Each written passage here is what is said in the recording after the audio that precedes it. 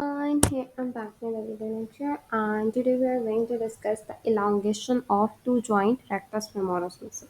Majorly हमारे पास rectus femoris एक major quadriceps muscle है, तो हमारे पास हम इसको elongate कैसे करते हैं वो हम देखते हैं, ठीक है।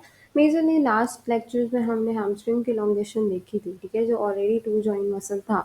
इसी तरीके से जब हम rectus femoris की बात करते हैं ना, तब भी हम टू जॉइंट मसल्स की बात करते हैं, ठीक है। अब हम जब टू जॉइंट मसल की बात करें दैट मीन्स कि हमें दोनों जॉइंट की मूवमेंट परफॉर्म करनी पड़ती है, तब एट द एंड आपको कंप्लीट उस मसल की इलोंगेशन या नियर टू स्ट्रेच के करीब जाते हो, ठीक है। जब हम रेंज ऑफ मोशन डिस्कस करते हैं हम इलोंगेशन को नियर टू स्ट्रेच कहते हैं। मतलब हम स्ट्रेच की जो लिमिट होती है ना, मतलब जहाँ से स्ट्रेच स्टार्ट होता है उसकी बिल्कुल एंड तक हम आते हैं, ठीक है। और स्ट्रेच से पहले पहले हम रोक देते हैं, ठीक है। जैसे स्ट्रेच स्टार्ट होता है दैट मीन्स कि वो स्ट्रेचिंग टेक्निक्स में आ जाता है, ठीक है। अब हम अल्टरनेट पोजीशंस में मेजरली क्या होता है कि पेशेंट या तो स्पाइन में होता है नी की फ्लेक्शन के साथ over the edge of the treatment table, या प्रोन में होता है, ठीक है। अब स्पाइन में मैं आपको बताती हूँ कि किस तरह की पोजीशन बनती है, प्रोन में कैसे बनती है, और यही दो पोजीशंस हमने आज डिस्कस करनी है, ठीक है। सबसे पहले हम देखते हैं स्पाइन की पोजीशन। स्टेबलाइज करते हैं आप लंबर स्पाइन को by flexing the hip and knee of the opposite low extremity. फिर हम क्या करते हैं, प्लेस करते हैं फुट को ऑन द ट्रीटमेंट टेबल, ठीक है। मेजरली आप क्या करते हो कि ये पोजीशन बनाते हो, ठीक है। इसमें क्या होता है कि मैक्सिमली आपके पास मसल इलोंगेट हो जाता है, और यही हम पोजीशन बनवाते हैं जब हम ब्रिजिंग स्टार्ट करवाते हैं, ठीक है।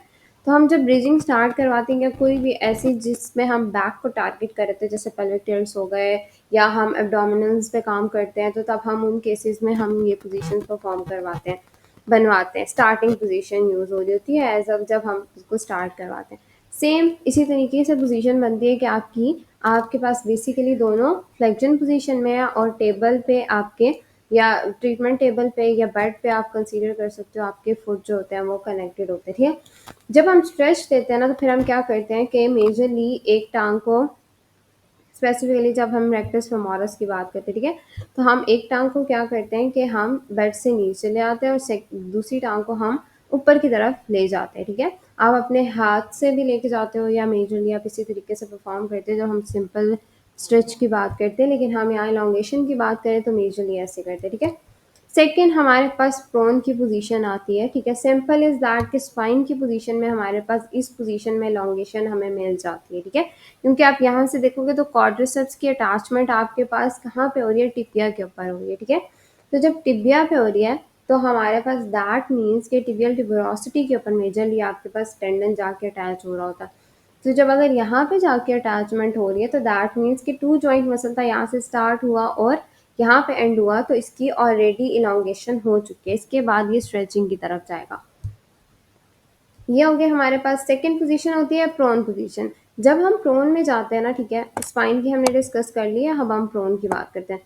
जब हम प्रोन में जाते हैं तो हम पेल्विस को स्टेबलाइज करते हैं अपर हैंड से, फिर हम क्या करते हैं कि फ्लेक्स करते हैं पेशेंट की नी को वहां तक जहां तक हमें टिश्यू की रेजिस्टेंस फील होती है, ठीक है, इंटीरियर थाई में, या दैट मीन्स कि हमें available range of motion achieve हो गया। अब हमने स्ट्रेच की तरफ नहीं जाना, जहाँ पे हमें रिस्ट्रिक्शन मिली वहां तक हम पहुंच जाते हैं। इस तरह से मेजरली आप स्ट्रेच करते हो, ठीक है। ये सिंपल सी इस फिगर में आपको स्ट्रेच बताया गया कि रेक्टस फेमोरस को कैसे स्ट्रेच करते हो, लेकिन जब आप स्टार्ट करोगे ना, इस पोजीशन को बनाओगे, तो दैट मीन्स कि आपके पास क्या आ जाता है, नी की फ्लेक्शन, सॉरी, रेक्टस फेमोरस की इलांगेशन हो जाती है।